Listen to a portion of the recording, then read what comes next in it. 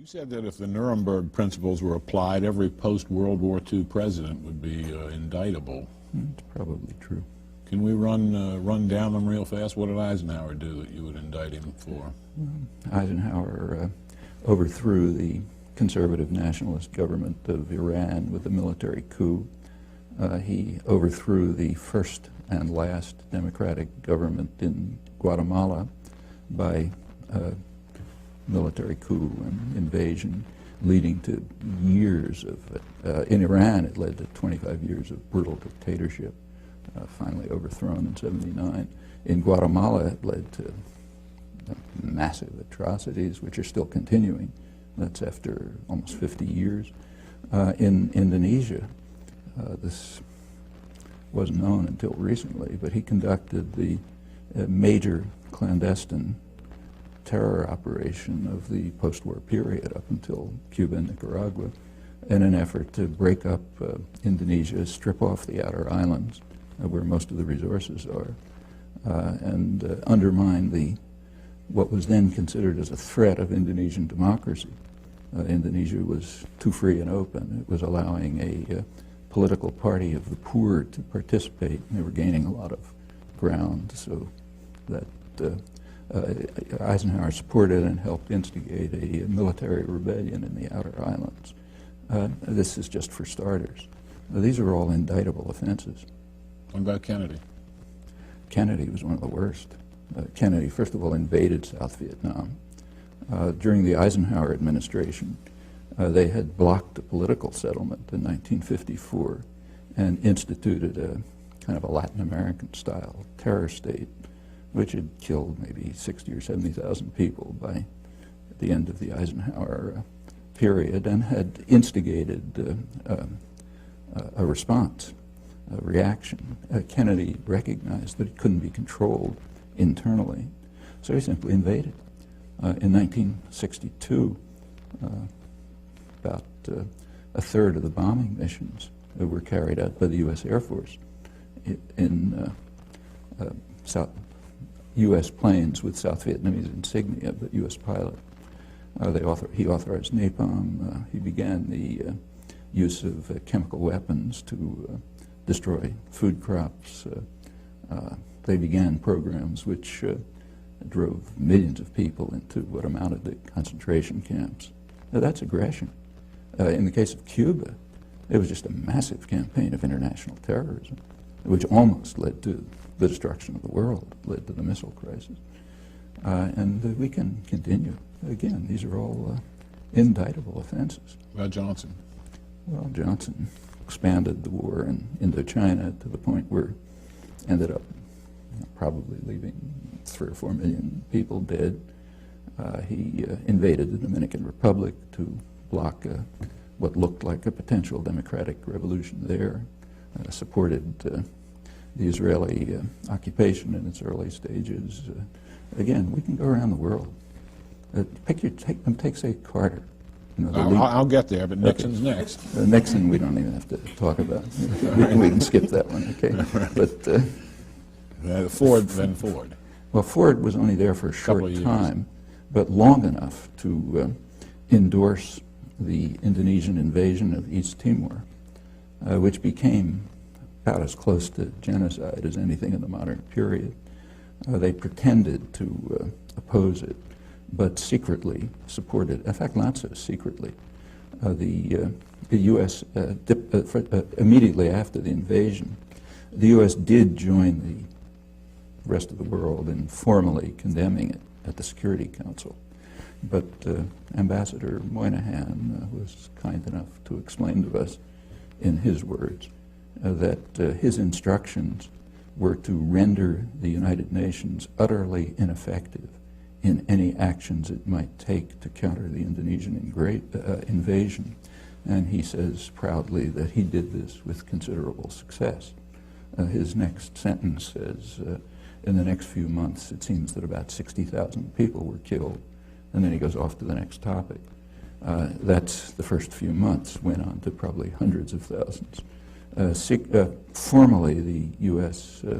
announced a boycott of weapons, but secretly it increased the supply of weapons, including counterinsurgency equipment, so that the Indonesians could consummate the invasion.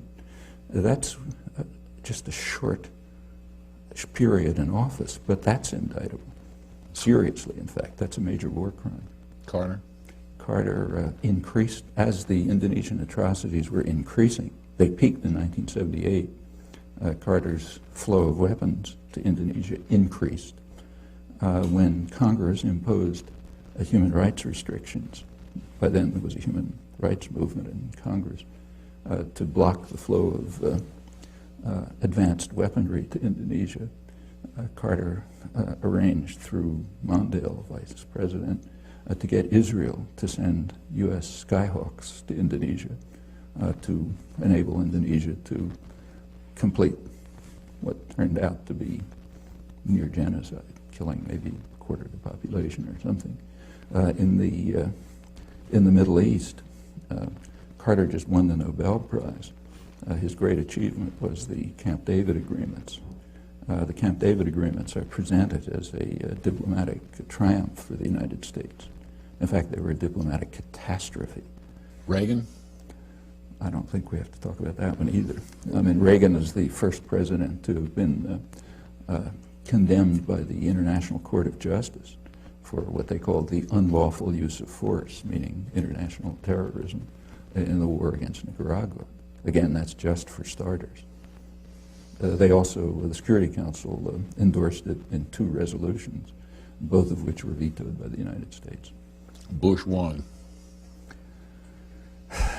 Well, we can begin with the invasion of Panama. The invasion of Panama, which, according to the Panamanians, killed about 3,000 people, since it's never investigated. We don't know if that's true or not. This was done in order to kidnap a disobedient thug who had been supported by the United States right through his worst atrocities. Noriega. He was brought to Florida and tried for crimes that he committed mostly on the CIA payroll. Okay, that's aggression. We could go into the details of the war in Iraq, but there were plainly opportunities for, they might not have worked, we don't know, but there were opportunities for diplomatic settlement, which the Bush administration refused to consider.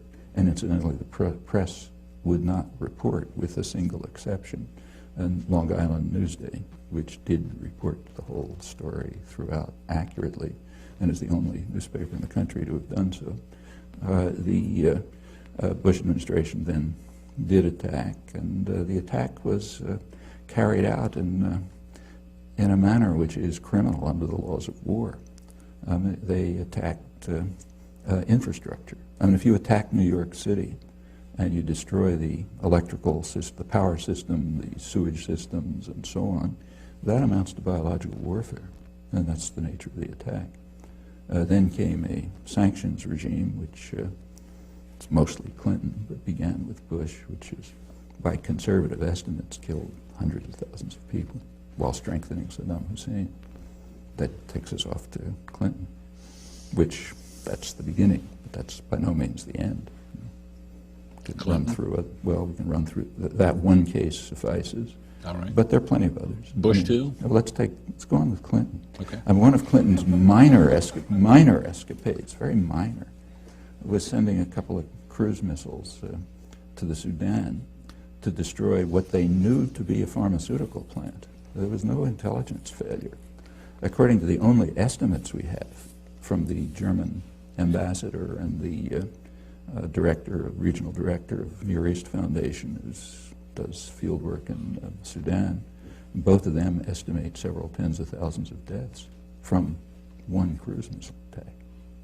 It's pretty serious. If somebody did that to us, we'd regard it as bad news. And again, we can continue. In the Middle East, for example,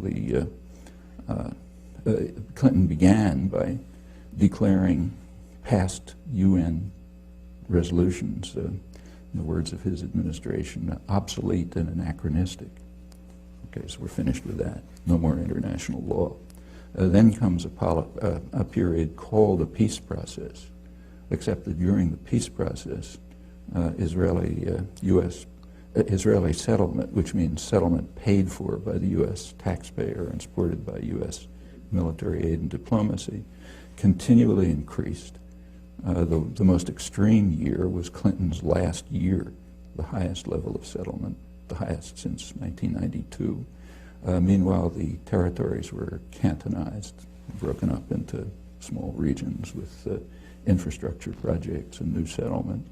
I don't know what you call that, but it's under military occupation. And if anyone else was doing it, we'd call it a war crime. And again, we can continue. I wish to, I don't think we have to discuss. Now underway is President Obama's global assassination campaign. That's sheer terror. Drone attacks terrorize populations. They murder suspects, not people shown to be guilty, but suspects, others who may be unfortunate enough to be nearby. They traumatize communities, terrorize tribal societies. They also engender terrorism, which is well understood at the highest sources. You carry out a drone attack on a village in southern Yemen, killing somebody you don't like and maybe lots of others, and you create a desire for revenge and reaction. That's engendering terrorism probably faster than they're killing people they don't like.